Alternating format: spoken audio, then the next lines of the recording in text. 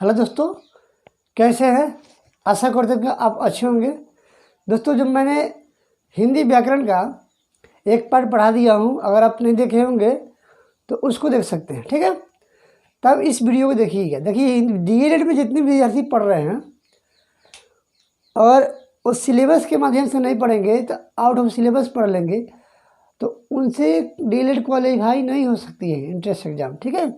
सबसे पहले आपको सिलेबस देखना है, उसके बाद आपको पढ़ाई जारी करनी है, ठीक है। चलिए, मैंने एक पार्ट पहले पढ़ा दिया हूँ हिंदी व्याकरण का, आज दूसरा है। देखिए, इसमें कुछ पार्ट मिलेंगे आपको, उसी के हिसाब से पढ़ते जाना है और करेक्ट कर दीजिएगा। देखिए, आज हम पढ़ेंगे दोस्तों शब्द विचार। इससे पहले जो पढ़ाया है उसको देखिएगा। शब्द विचार होता है क्या? शब्द विचार इसको सीखेंगे और बहुत अच्छी तरीके से सीखेंगे, ठीक है। दिखाई दे रहा है बोर्ड में? हाँ, दिखाई दे रहा है। चलिए, शब्द विचार किसे कहते हैं, इसका डिफिनेशन थोड़ा हम आपको लिख देते हैं और आसान बनाने के लिए एक एक वर्ड का उच्चारण आपको बताएंगे। देखिए, यहाँ पर ध्यान दीजिएगा। डिफिनेशन में एक ही मेल के ध्वनियों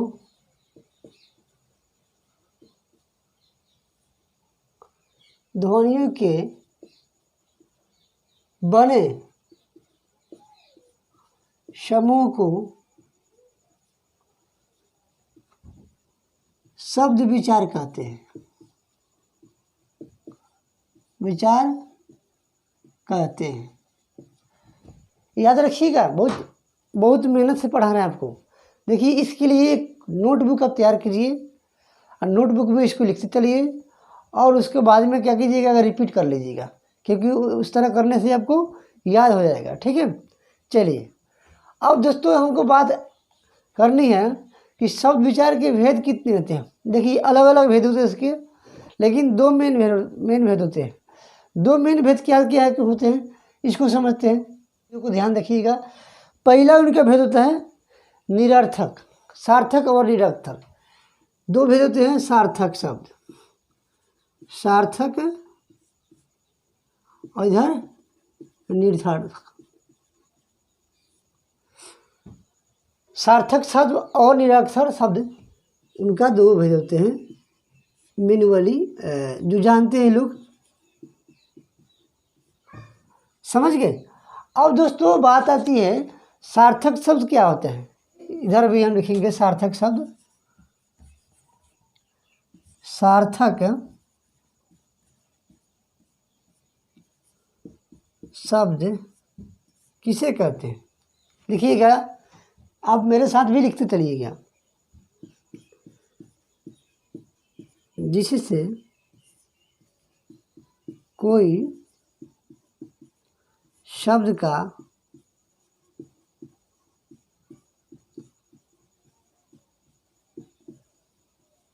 अर्थ निकले, उसे सार्थक शब्द कहते हैं। जैसे में लिखिएगा, जैसे में भी लिख लीजिएगा। कपड़ा, कपड़ा के भी कुछ अर्थ निकलता है। कलम में लिख लीजिए, कलम। श्याम पट। इन जो शब्द का अर्थ निकलता है दोस्तों, क्या आपको समझ में आता है? बिल्कुल आता है कि इन दो शब्द को हम अर्थ समझ जाते हैं, उसको सार्थक शब्द बोलते हैं, ठीक है। अब दोस्तों आता है बात निरर्थक शब्द क्या बोलते हैं। इसी का उल्टा, जिससे किसी शब्द का उच्चारण नहीं हो, जैसे हम लिख देते हैं इधर रेट, सॉरी गिद्र,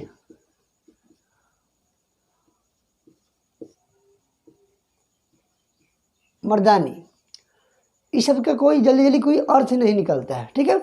इसलिए इसको हम क्या बोलते हैं, निरर्थक शब्द बोलते हैं, इसका उल्टा ही लिखिएगा, ठीक है। अब आता है बाद, इसको पहले मिटाते हैं, आप इसको नोट कर लीजिए, नोट कर लीजिए, थोड़ा स्क्रीनशॉट ले लीजिएगा। चलिए इसको मिटाते हैं और इसके अलावे क्या है इसको समझाते हैं।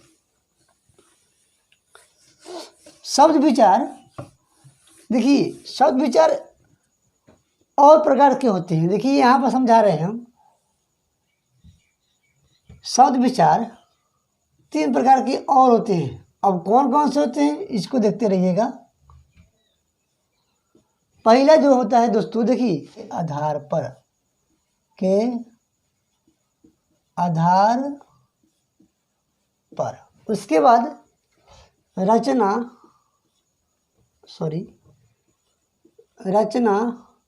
या बनावट के आधार पर, ये मेरा क्या हो गया, 2 हो गया। उत्पत्ति के आधार पर और रचना या बनावट के आधार पर। उसके बाद दोस्तों इधर प्रयोग के आधार पर, ये मेरा 3 प्रकार हो गया। इस शब्द का अन्य भेद है, यहाँ पर लिख लीजिएगा अन्य, अन्य भेद लिखिएगा। इसी से आपको निकालना शुरू हो जाएगा। क्या क्या निकलेगा इसके बारे में डिटेल हम जानते हैं। सबसे पहला है व्युत्पत्ति, ठीक है, सबसे पहले है विपत्ति, है ना। अब इसका भेद क्या होता है, इसका भी भेद होता है। इसका क्या क्या है यहाँ पर देखते हैं। पहला है तत्सम, तद्भाव,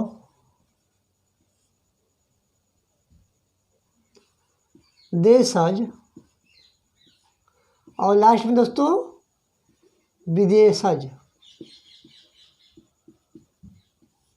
ठीक है। ये मेरा क्या हो गया, विभक्ति के आधार पर शब्द विचार का उच्चारण किया जाता है। अब इसी से मेरा क्वेश्चन बनना शुरू होता है, तत्सम क्या होता है, तद्भव क्या होता है, विदेशज क्या होता है और देशज क्या होता है। इसको हम सीखते चलते हैं, ठीक है। अगर आप लिख लिए होंगे तो इसको हम आगे की तरफ बढ़ाना शुरू करेंगे, ठीक है। चलिए इसको लिखते हैं। तत्सम, तत्सम क्या होता है दोस्तों, तत्सम लिखते हैं, लिख लीजिएगा। अभी तत्सम क्या होता है, अब इसको डिफिनेशन लिखिएगा, इसका भी डिफिनेशन लिख लीजिए। वह शब्द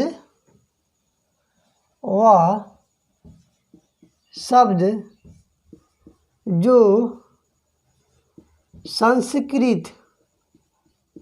संस्कृत से लिया गया है उसे क्या बोलते हैं, तत्सम बोलते हैं, तत्सम कहते या बोलते हैं, ठीक है। लिख लीजिएगा अच्छे तरीके से।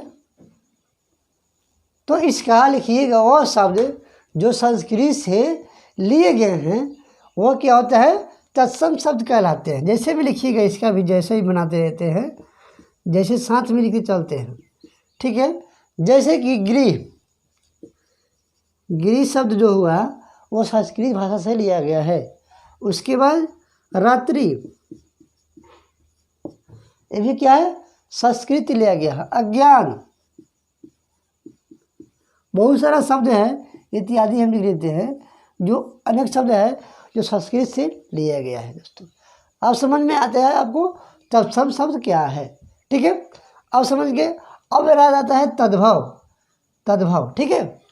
तद्भव क्या होता है इसको भी समझ लेते हैं।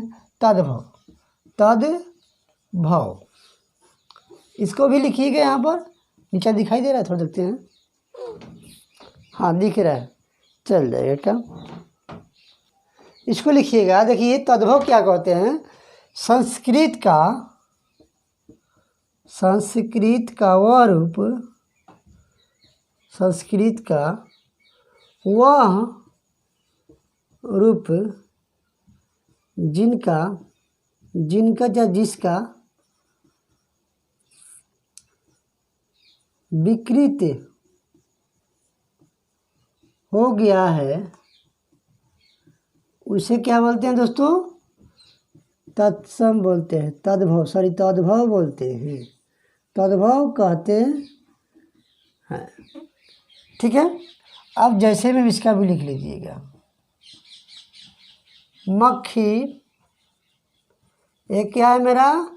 संस्कृत का ही रूप है जिसका विकृत करके मक्खी बना दिया गया। ठीक है, ये शब्द बहुत। उसके बाद जमीन, खेत इत्यादि, है ना? खेत लिख लीजिए, गुलाब लिख लीजिए। ठीक है, इत्यादि जो शब्द है ये क्या है मेरा दोस्तों? तद्भव का शब्द से लिया गया है। ठीक है, चलिए इसको मिटाते हैं और आगे समझाते हैं। ठीक है, अगर लिख स्क्रीनशॉट ले लीजिए इसका। चलिए इसको मिटाते हैं, पहले हम स्टॉप कर देते हैं। अब आते हैं हम देशज के बारे में। हमने भी तत्सम, तद्भव और देशज के बारे में सीखने का प्रयास करेंगे। देशज नहीं समझते हैं बात को? देशज के मतलब होता है देसी, बोली जाने वाली शब्द को बोलते हैं। यहाँ पे लिख लीजिएगा आराम से। क्षेत्रीय भाषा लिख लीजिए, क्षेत्रीय भाषा या वह शब्द लिख लीजिएगा, बढ़िया से मनाते हैं। वह शब्द जो यहाँ पर कोष्ठ ब्रैकेट में लिखते हैं, संस्कृत छोड़कर, संस्कृत को छोड़कर घरेलू भाषा बोली जाए, घरेलू भाषा को लिया जाता है, उसे क्या बोलते हैं? देशज कहते हैं। बात समझ रहे हैं ना? जो घरेलू भाषाओं को लिया जाता है उसको हम देशज कहते हैं। सबसे बड़ी बात है दोस्तों, जब हम घरेलू भाषा में क्या बोलते हैं? कुछ भी बोल सकते हैं, है ना? हम अपने देखिए लोकल जो लैंग्वेज होता है उसमें कुछ ऐसा ही भाषा वो बोलते हैं देशज भाषा, देसी भाषा, देसी बोली। ठीक है, उसको हम क्या बोलते हैं? देशज बोलते हैं। अब बात आती है इसको हम लिखेंगे कैसे? जैसे में आप लिख लीजिएगा। यहाँ पर जैसे में लिखना जरूरी होता है। किसी विद्यार्थी पूछते हैं कि जैसे नहीं लिख पाते हैं, इसे पेट लिख लीजिए। पेट मेरा क्या हुआ? घरेलू भाषा हुआ। तेंदुआ हुआ, सियार हुआ, सियार लिख लीजिए। बिहार में तो सियार हम करेगा, सियार हुआ। ठीक है, उसके बाद बोलते हैं हम बकरी। बकरी तो सिंपल है, भाषा समझ में आ जाएगा उसका। जैसे खेत हुआ, उसको डरेर हुआ, डरेर। डरेर किसको बोलते हैं? मीड़ को बोलते हैं। मीड़, जो खेत का मीड़ होता है या उसको डंडर बोलते हैं। ये मेरा क्या हुआ? क्षेत्रीय भाषा यानी घरेलू भाषा के रूप में आते हैं। चलिए इसके बाद आता है विदेशज भाषा होता है। विदेशज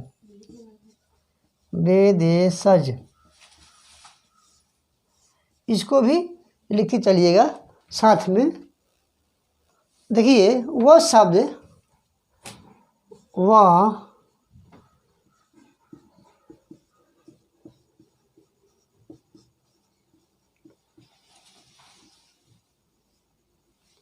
वह शब्द जो विदेशी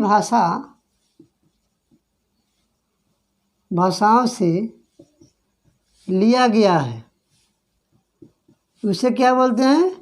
विदेशज बोलते हैं, विदेशज कहते हैं।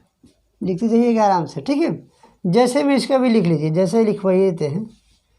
जैसे अदालत, अदालत क्या है? विदेशी है। उसके बाद क्या होता है? गुलाब लिख लीजिए, गुलाब भी क्या है? विदेशी है। जमीन भी क्या है? विदेशी है। इन शब्द को हम क्या बोलते हैं दोस्तों? विदेशी बोलते हैं। एक लिख लीजिए और टिकट लिख लीजिए, टिकट भी विदेशी होता है और बहुत सारा है, छोटा मोटा लिखवाते हैं विदेशी इत्यादि। ठीक है, इन सब जो शब्द है विदेशी शब्द से भी लिया गया है, यानी विदेश शब्द से ट्रांसफ़र हुआ है आपको, जो हम लोग पढ़ते हैं। ठीक है, अब तो हमने समझे दोस्तों व्युत्पत्ति के आधार पर, व्युत्पत्ति के आधार पर दोस्तों 4 प्रकार के भेद होते हैं, लेकिन इनके आधार पर क्या होते हैं, इनके आधार पर क्या होता है, ये आप समझाने के प्रयास करेंगे। वीडियो बना रहिएगा लास्ट तक।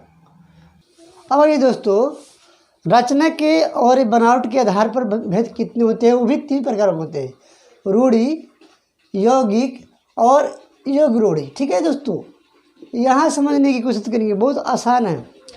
अब रूढ़ि क्या होता है, वह शब्द जिनका खंड निरर्थक हो, ठीक है, निरर्थक हो, उसे क्या बोलते हैं दोस्तों, रूढ़ि शब्द बोलते हैं। ठीक है, रूढ़ि शब्द बोलते हैं। ठीक है, जिनका खंड निरर्थक हो उसको हम रूढ़ि शब्द देते हैं। जैसे हम लिखते हैं घोड़ा, घोड़ा, घोड़ा हम लिख दिए, इनका शब्द का अलग अलग खंड करते हैं। जैसे मान लीजिए घो और ड़ा, ये दोनों शब्द का क्या होता है, कोई मतलब बनता है? बिल्कुल नहीं बनता है। तो ये शब्द क्या हुआ, निरर्थक शब्द हुआ। ठीक है, अब आते हैं यहाँ समझ में, यहाँ कोई आपको डाउट हो तो कमेंट में ज़रूर लिखिएगा। ठीक है, चलिए अब आते हैं यौगिक के बारे में। यौगिक, यौगिक शब्द क्या होता है, इसको सीखते हैं बढ़िया से। क्या इनका क्या बनेगा, सार्थक बन जाएगा। वह शब्द जिसका या जिनका अर्थ सार्थक बने उसे क्या कहते हैं दोस्तों, यौगिक कहते हैं। यौगिक कहते हैं। अब जैसे मैं यहाँ पर लिखिएगा पाठशाला, पाठशाला, या लिख लिए विद्यालय, पुस्तकालय, इन शब्दों का क्या बन रहा है, कोई अर्थ बन रहा है? बिल्कुल बन रहा है।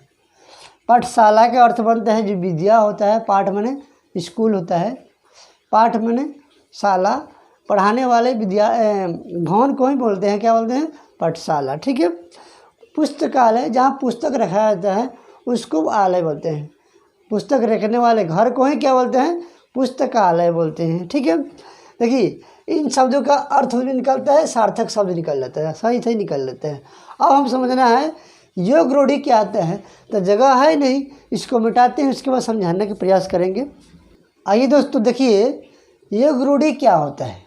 योग रूढ़ि हम तो सीख लिए, रूढ़ि, यौगिक और योग रूढ़ि, वह शब्द जो अपना सामान्य अर्थ छोड़कर विशेष अर्थ बतलाता है उसको क्या बोलते हैं, योग रूढ़ि बोलते हैं। अब क्या समान अर्थ छोड़कर, यहाँ देखते हैं लंबोदर लिखते हैं, लंबोदर। लंबोदर का अर्थ होता है दोस्तों, यहाँ पर लंबो बने लंबा पेट वाला, लंबा पेट वाला, लंबा माने लंबा, उधर माने पेट, है ना, लंबा पेट वाला, जिसको क्या बोलते हैं दोस्तों, हम गणेश जी बोलते हैं, गणेश भगवान को बोलते हैं लंबा पेट वाला। देखिए जो अर्थ है इसको भी छोड़ दिया और नया अर्थ बना दिया, इसको छोड़कर क्या बनाया, नया अर्थ बनाया, उसको क्या बोलते हैं, योग रूढ़ि बोलते हैं। तो हमने अभी जाना विभक्ति के आधार पर 3 प्रकार के होते हैं, 4 प्रकार के होते हैं, रचना के आधार पर 3 प्रकार के होते हैं। अब जानेंगे प्रयोग के आधार पर कितने प्रकार के होते हैं। वीडियो देखना है तो लास्ट तक देखिए। प्रयोग के आधार पर कितने होते हैं इसको सीखते हैं। प्रयोग के आधार पर दोस्तों 2 प्रकार के होते हैं। पहला विकारी शब्द, विकारी और अविकारी।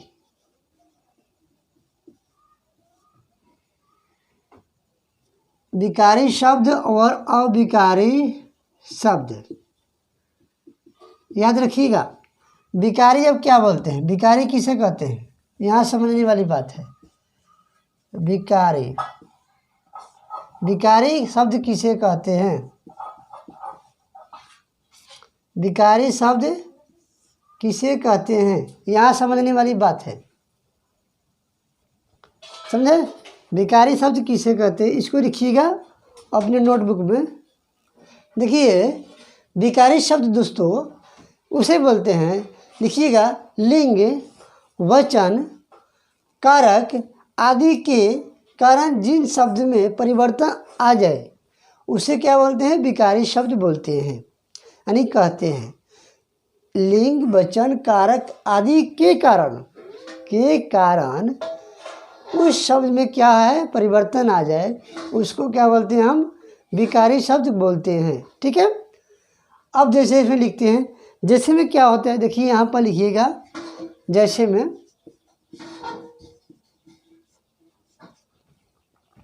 लड़का, लड़के,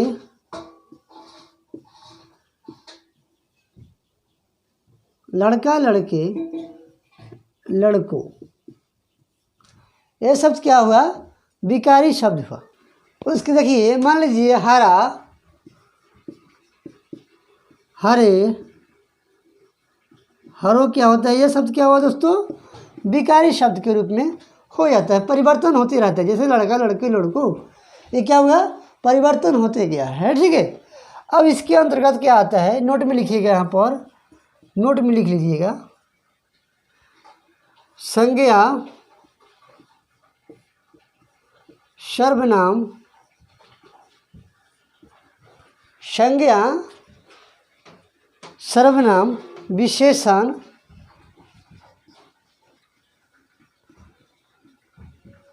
क्रिया विशेषण,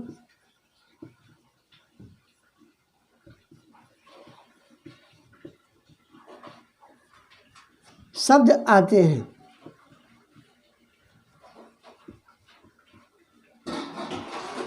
ठीक है, ये शब्द आते हैं। ठीक है। अविकारी शब्द क्या होता है, लिंग, वचन, कारक आदि के कारण जिन शब्दों में परिवर्तन ही ना हो उसको क्या बोलते हैं, अविकारी शब्द बोलते हैं। जैसे भी लिखिएगा दोस्तों, जैसे भी लिख लीजिएगा, आसान भाषा में लिखिएगा। इसमें कुछ पहले हम क्या इसमें सीखे, परिवर्तन होता है, इसमें हम क्या सीखेंगे, परिवर्तन ना होता है, उसको क्या बोलते हैं, हम अविकारी शब्द बोलते हैं। जैसे मान लीजिए वाह लिख देते हैं, वाह, वाह, भीतर, बाहर आदि, यह सब क्या हुआ, परिवर्तन हो रहा है। क्या इसको वाहे करेंगे, नहीं करेंगे, वह करेंगे, नहीं करेंगे, क्योंकि इसमें परिवर्तन नहीं हो रहा है। ठीक है। इसको क्या बोलते हैं, अविकारी शब्द बोलते हैं। इसका भी नोट है, उसका भी नोट लिखिएगा अपने नोटबुक में। इसके लिए नोट में लिखिएगा, इसके अंतर्गत कौन कौन सी आते हैं, क्रिया विशेषण, क्रिया विशेषण,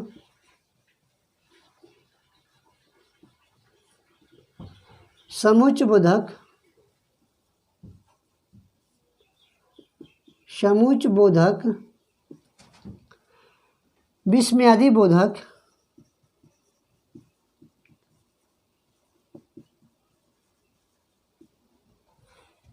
क्रिया संबोधन बोधक,